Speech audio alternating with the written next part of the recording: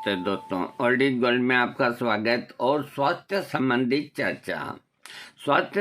चर्चा सुबह हमारे एक बच्चे ने हमें कमेंट्स में लिखा कि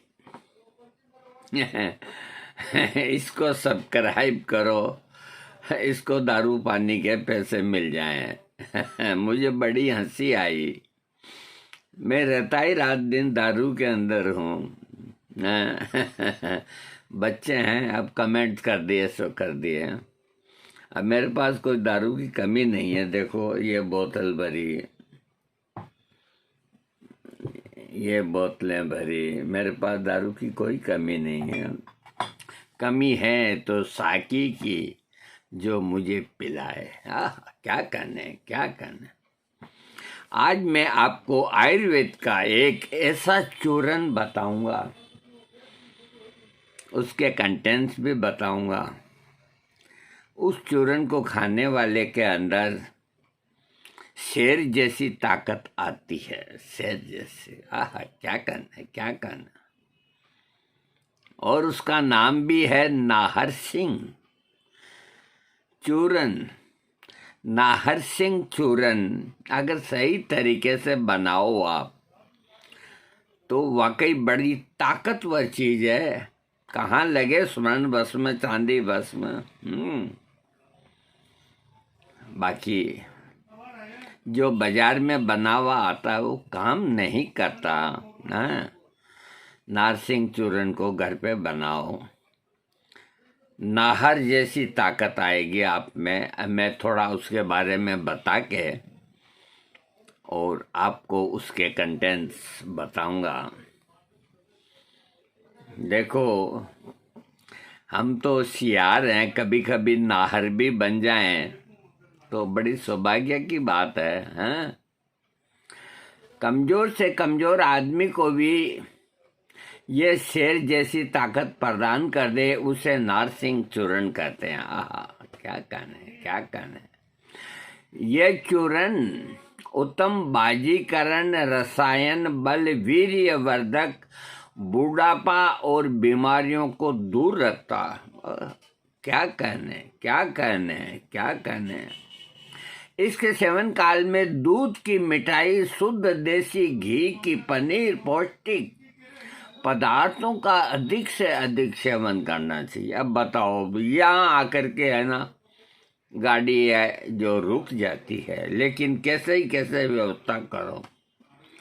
इसमें जो कंटेंट्स हैं, अरे मलाई को तो देखे ही बरस हो गए, उसका स्वाद ही भूल गए। मलाई, ये मलाई जो डेयरी वाली नहीं, जो पहले घर पे बनती थी मलाई।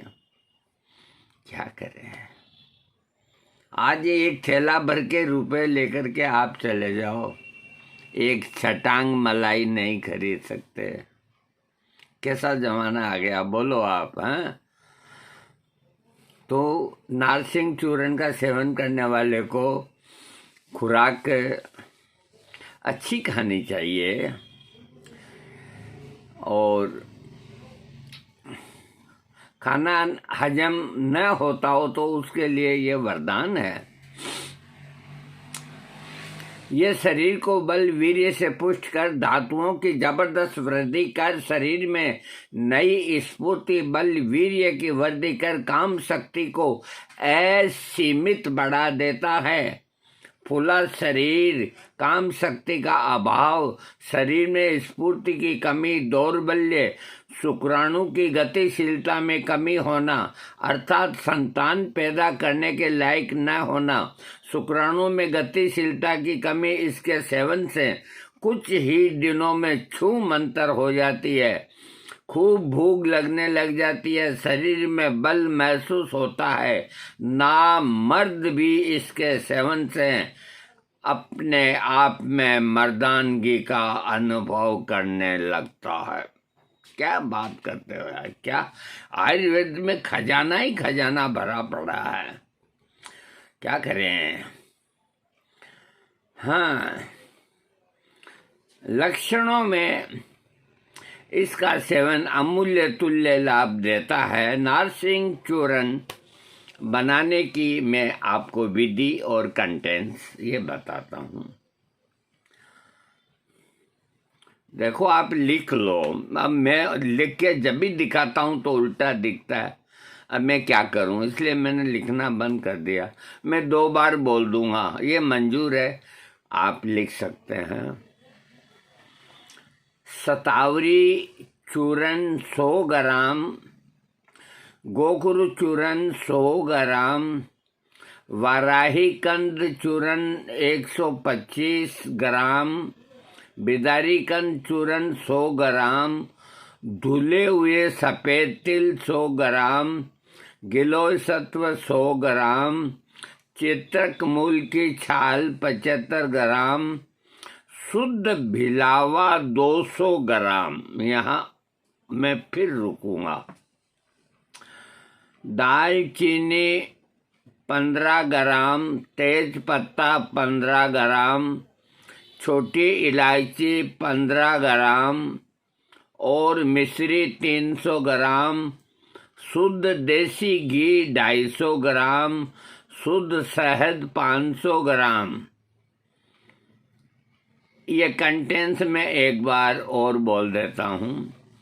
शतावरी चूर्ण 100 ग्राम, गोखरू चूर्ण 100 ग्राम, बराही कंद चूर्ण 125 ग्राम, बिदारी कंद चूर्ण 100 ग्राम, धुले हुए सफ़ेद तिल 100 ग्राम, 7 किलो 100 ग्राम, चित्रक मूल की छाल 75 ग्राम, शुद्ध भिलावा 200 ग्राम, दालचीनी 15 ग्राम, तेज पत्ता 15 ग्राम, छोटी इलायची 15 ग्राम, मिश्री 300 ग्राम, शुद्ध देसी घी 250 ग्राम, शुद्ध शहद 500 ग्राम। बस अब इसकी विधि बताता हूँ।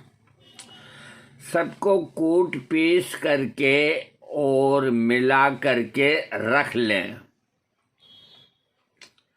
1 चम्मच सुबह नाश्ते के 1 घंटे बाद और 1 चम्मच रात को दूध से सोते समय गर्म दूध से लगातार कुछ दिनों तक प्रयोग करें।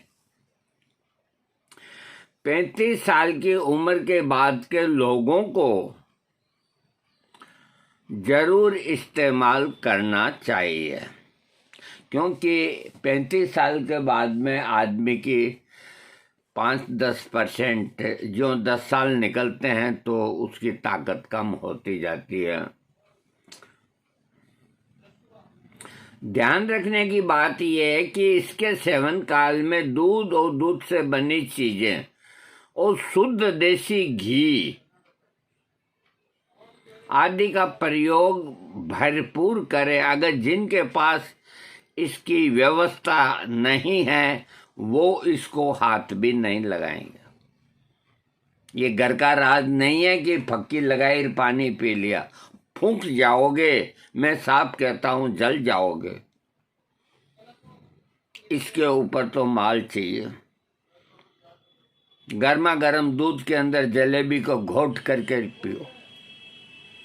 रबड़ी ये मांगेगा खुराक। आप अगर ये कहे ना कि हमें मीठा अच्छा नहीं लगता, अरे मीठा क्या, ये तो मीठे का बाप खा जाएगा।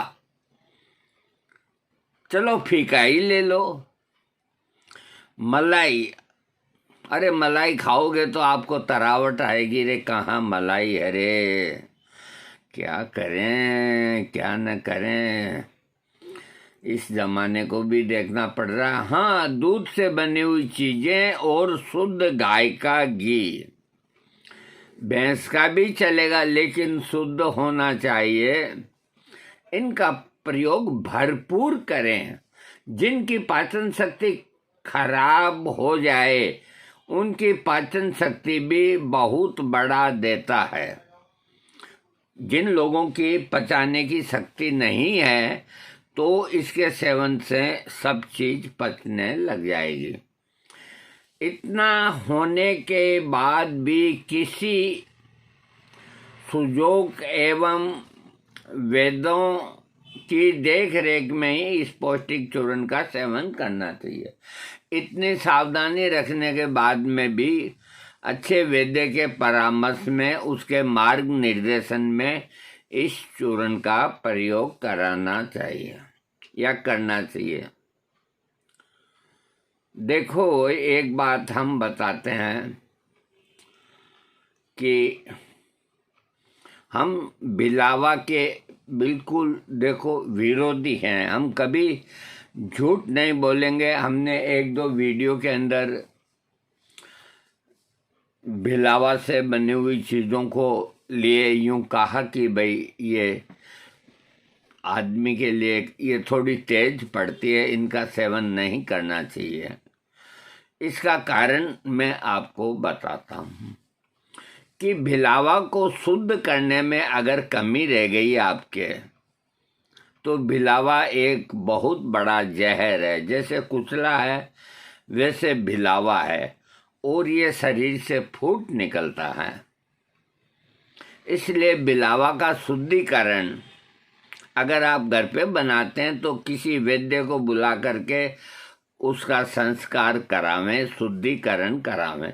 शुद्धिकरण होने के बाद में वो कोई आपको हानि नहीं पहुंचाएगा। लेकिन वो कहते हैं कि जो जिसका स्वभाव है उसको कितना भी अपन साबुन से धो दें, लेकिन थोड़ा बहुत तो उसमें रहेगा। तो शुद्धिकरण होने के बाद भी ये आपकी भूख बढ़ाएगा और फिर ये माल मांगेगा। आपका गला सूखेगा। आपकी इच्छा होगी कि रसगुल्ले खा लूं, आपकी इच्छा होगी कि जलेबी खा लूं, आपकी इच्छा होगी कि मिठाई खा लूं, आपकी इच्छा होगी कि दूध को रड़ा करके और केसर डाल के वो पीऊं। क्यों? कि ये बिलावा डिमांड करेगा। तो अगर उसकी आप पूर्ति करते रहेंगे तो इसको 1 महीने से अधिक नहीं लेना।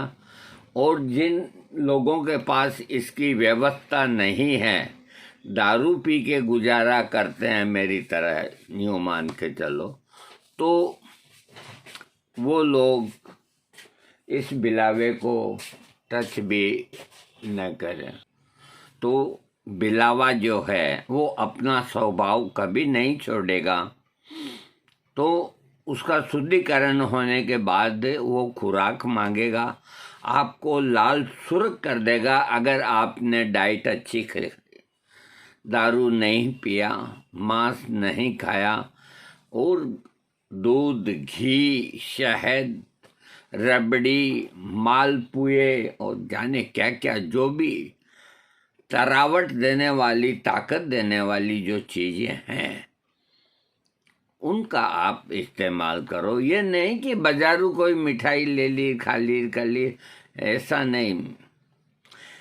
खुद ही कढ़ाई के अंदर घी वो डाल के दूध और खुरपी चलाना सीखो, और दूध गाढ़ा हो जाए, आहा, उसमें 2-4 दाने केसर के डाल के फक्की लगा के ऊपर वो दूध पियो। अगर शेर जैसी ताकत न आए तो क्या बात करते हो। लेकिन बड़े दुख की बात है कि आप लोग करेंगे नहीं, मैं क्या करूं। तो इसका एक उपाय है। जो आदमी किसी गंभीर रोग से बीमार नहीं है, जैसे ब्लड प्रेशर, एसिडिटी और इंडाइजेशन और डायबिटीज, हृदय रोग तो आ ही गया।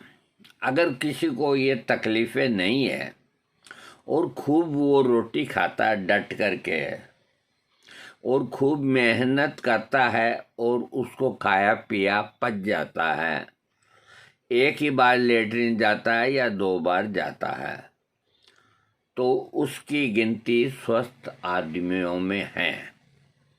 तो वो लोग इसका सेवन करें। तो अच्छी से अच्छी फार्मेसी का नारसिंग चूर्ण आप बना के वहाँ से खरीद के लाएं। वो इसलिए कि जो फार्मेसी है वहाँ रसायन शास्त्री होते हैं और वहाँ बिलावा का जो शुद्धिकरण होता है वो बिल्कुल विधि के अनुसार होता है। तो आप घर के अंदर बखेड़ा मोल नहीं लें, एक छोटी डिब्बी ले आएँ। पहले देखें आपकी प्रकृति को अगर माफिक आता है। ये वात प्रकृति और कफ प्रकृति, इन दो के लिए तो ये वरदान है। अब रहा सवाल थोड़ा ये पित्त को उत्तेजित करता है, तो उसको शांत करने के लिए, उसकी उत्तेजना को शांत करने के लिए फ्रिज में रखा हुआ या ठंडा किया हुआ गाय का दूध, उसमें मिश्री का पाउडर डाल के दिन में 1-1 कप पी सकते हैं। आपके शरीर के अंदर तरावट की आवश्यकता है। और जिन लोगों का डाइजेशन खराब है, कभी डकार आती है, कभी पाद आता है, कभी कब्जी होती है, वो इस चूर्ण के हाथ नहीं लगावें, क्योंकि वो अगर खा लेंगे तो ऊपर खुराक नहीं खा पाएंगे, और खुराक नहीं खा पाएंगे तो ये कोई भी नुकसान कर सकता है। मैं एक बात बता देता हूँ कि नारसिंग चूर्ण के ऊपर, जिसमें बिलावा मुख्य खास चीज़ है, बाकी चीज़ें तो कोई दिक्कत नहीं। तो YouTube के अंदर कई वैद्य बताते हैं कि ये चूर्ण आपको इतना लेना है, इतना लेना है। वो आपको मेरी तरह सचेत यानी कि इतना सावधान नहीं करते हैं, क्योंकि ठीक है कोई मरे तो मरे, जिए तो जिए, खाओ। और आज कितने आदमी बिना वैद्य के इस नारसिंग चूर्ण का सेवन करके और कई बीमारियों को पाल लेते हैं। इसलिए मैं नहीं चाहता कि मैं कोई दवाई बताऊं और उससे किसी को तकलीफ हो, मैं ये कभी नहीं चाहता। और आप लोग मेरे से कभी मत कहना कि ये चूर्ण बना के हमें दो, क्योंकि बिलावा इतना तीव्र है कि मैं देखो बाल बच्चों में सब में घिरा रहता हूँ, तो मेरे पास शुद्धिकरण के लिए जगह, स्थान, वो सारी चीज़ें चाहिए। तो मेरे पास ये व्यवस्था नहीं है, तो कोई मुझसे ये न मांगे। हाँ, मैं आपकी एक हेल्प कर सकता हूँ।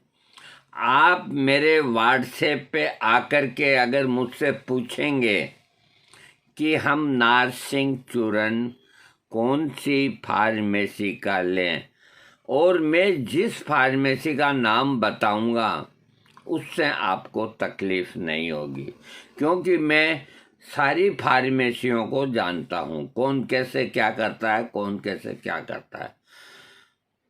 इस चीज़ के लिए मैं सेवा आपको देने को तैयार हूँ। आप मुझसे व्हाट्सएप पे पूछेंगे, अगर कमेंट्स में पूछ लिया तो मैं जवाब नहीं दूंगा। व्हाट्सएप में पूछेंगे कि हम नारसिंग चूर्ण का प्रयोग करना चाहते हैं, और वही आदमी पूछेगा व्हाट्सएप के अंदर जिसके पास गाय का दूध, घी, मक्खन और मलाई, ये सारी चीज़ों का जुगाड़ हो। और मैंने अगर यूं उल्टा पूछ लिया कि तुम्हारे पास क्या है, खुराक में क्या, कैसे क्या करोगे, कि नहीं वो तो थैली का ले लेंगे, अरे ये थैली का ले लेंगे, वो ले लेंगे, तो वो लोग सवाल मुझसे नहीं पूछे। व्हाट्सएप पे वही आदमी पूछे जिसके पास ये गाय के दूध की या भैंस के दूध की, कैसा भी हो, दूध तो दूध होता है, मलाई मलाई होती है। अब कोई की तासीर थोड़ी ठंडी होती है, कोई की गर्म होती है ना। तो इस चीज़ का आप ध्यान रखेंगे और अच्छे वैद्य की देख रेख के अंदर उसको पहले अपनी प्रॉब्लम बताएंगे कि मेरे शरीर में ये रोग पहले से विद्यमान है। अगर वात और कफ है तो कोई दिक्कत नहीं, वो भाग जाएंगे साले, दौड़ लगा के भाग जाएंगे, आसपास ही नहीं रहेंगे। हाँ, बाकी पित्त प्रकृति वाला रोगी जिसको एसिडिटी होती है, डकार आती है, तो वो जहाँ तक हो इससे बचे। और सेवन भी करना है तो गाय का दूध वगैरह थोड़ी मात्रा में एक टाइम ही सेवन करें।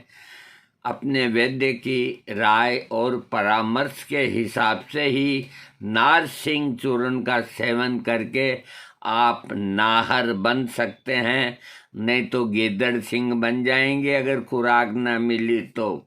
मैं पहले ही बोल देता हूँ, मैं कोई दारू के नशे में नहीं हूँ। हाँ, आप लोग सोचते होंगे ना कि ये बुढ़ा, मैं आज आपको एक बात क्लियर बता देता हूँ। मेरे को 6 साल के अंदर सिर्फ मात्र 1 साल तक मेरे को 10-20 हज़ार रुपये महीना गूगल ने दिया था। उसके बाद से मेरे वीडियो पे लोगों ने कब्जे कर लिए।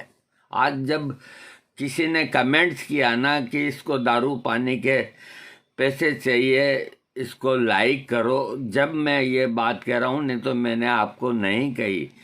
गूगल से मेरे को 1 रुपये की आमद नहीं है, जबकि मेरे खूब व्यूज हैं, खूब वीडियोज हैं और खूब सब्सक्राइब हैं, खूब हैं, कोई कमी नहीं है। अब लेकिन क्या कारण है, हम इतने पढ़े लिखे नहीं, इसका पता लगा सकें, इस बारे में हम गूगल में समझते नहीं। और कोई से मदद अगर मांगते हैं अनजान आदमी को, तो हमने इस तरह 20-30 हज़ार रुपये बर्बाद भी किए, खा गए पैसे, कोई काम हुआ नहीं। तो फिर हमने ये उम्मीद ही छोड़ दी कि ठीक है, नहीं मिलते हैं तो न सही, तो वो लोग अपने दिमाग से निकाल दें कि भी इसको 20-30 हज़ार मिलते होंगे। कई लोग पूछते भी हैं तो मैं उनको यही कहता हूँ कि ज़रूर मिलते हैं, लेकिन मेरे को नहीं मिलते। मेरे को एक तरफ कर रखा है तो कोई बात नहीं।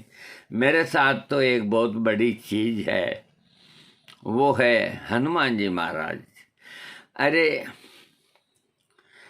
मुझे है काम में ईश्वर से, मुझे है काम ईश्वर से, जगत रूठे तो रूठन दे, मुझे है काम ईश्वर से, जगत रूठे तो रूठन दे।